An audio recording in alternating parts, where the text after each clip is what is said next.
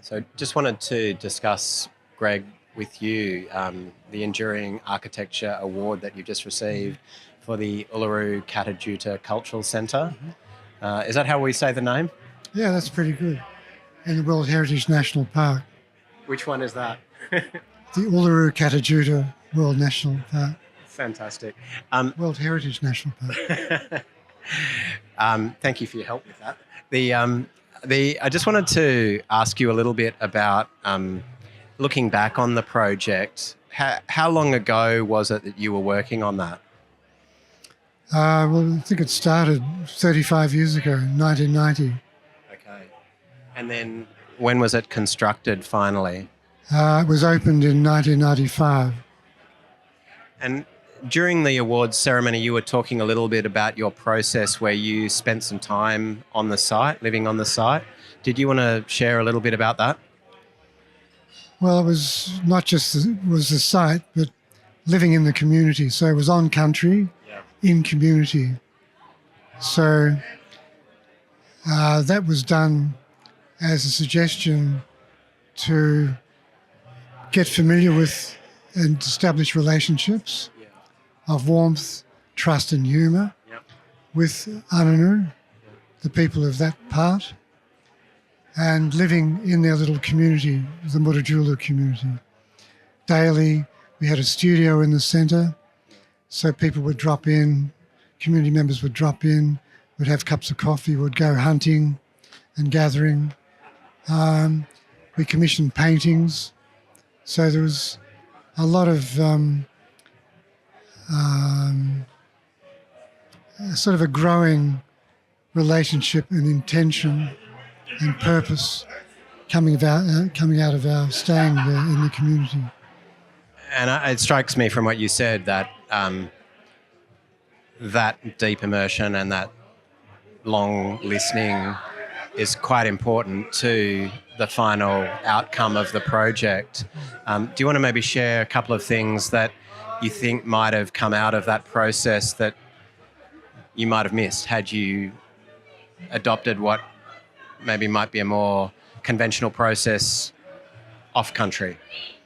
Well, I think what I was intending by suggesting we live there for a month on country and in community was that we would get familiar, we'd establish relationships, we'd get familiar with country and context, and also allow for synchronicity, for a kind of spontaneous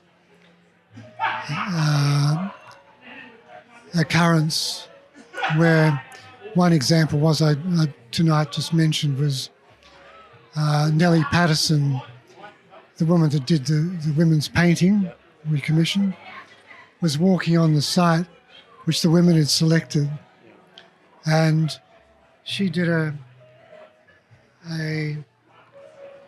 hand gesture of interlocking cusps. Now, she was saying, I want Anangu and the White Rangers to work together as one. So there was this two and one quality, which I saw as a key gesture that I put in the sand as soon as she did that. I knew that was going to be an important gesture. So that became a leitmotif for the whole building. And that was transposed into the plan of the building, is that right? Well, yeah, it was quite complex how that developed, but yeah, that gesture became the two buildings. It's actually two buildings, which I was very surprised that it was two buildings, but that's from dowsing. I did some dowsing on the site, but also Nellie's painting sort of had some of these gestures and geometries, which later became foundational for the building's form, structure, and meaning. So I think one of the things that we've been reflecting on tonight with a lot of the projects, the newer projects that have been awarded, is that they look forward in hope to something that the building may facilitate over time. you have the beautiful benefit of hindsight and to be able to look backwards on at least this time, 35 years since the building's completion, to be able to see some of the things that the building has facilitated. Maybe you might like to elaborate on some of the things that are most satisfying to you as you look backwards. Well, I think part of the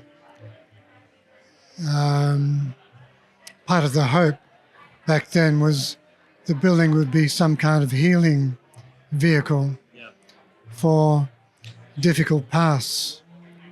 And but I think there's only so much a building can do. So you've got to be careful about too much expectation of something that's not possible to do. As much as we dream that architecture will save the world, maybe it's not going to save all of the world. That doesn't mean to say we can't put our whole hearts and all our life experience into our engagement with the people and with the place and with the spirit. And as mentioned tonight, about the generosity of spirit and warmth and openness to each other and to the site, the context. That's all incredibly important, to be present, to be awake, and to be inclusive. I look back on my own work and think having a favourite building is a bit like having a favourite child. You can't really, but certainly this building is the one that I'm most familiar with of your work. Do you feel like it occupied a special place for you in your career and the development of yourself as an architect? Yeah, I think very definitely. There was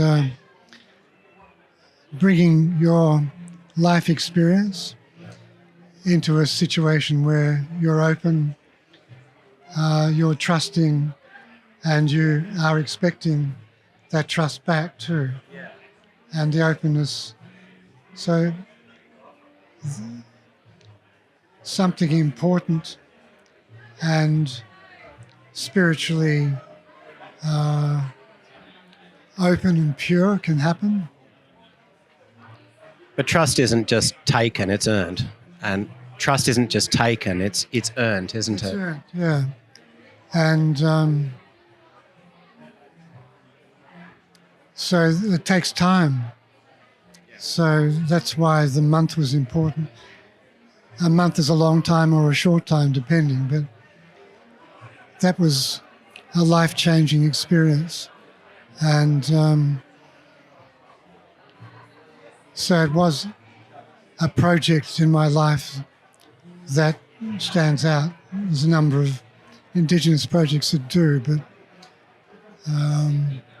that certainly was it gives a lot to contemplate now, as we did for this occasion, to try and understand a bit better what happened, why it happened,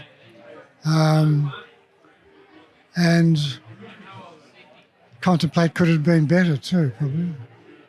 Yeah.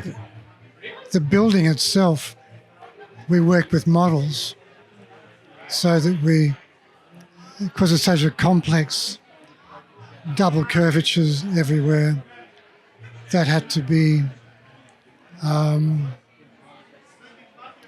actually worked off the models rather than computers.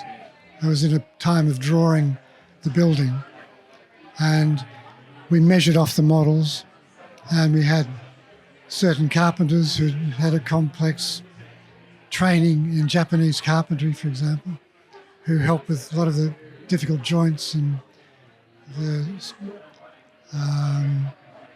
difficult curvatures and difficult junctures.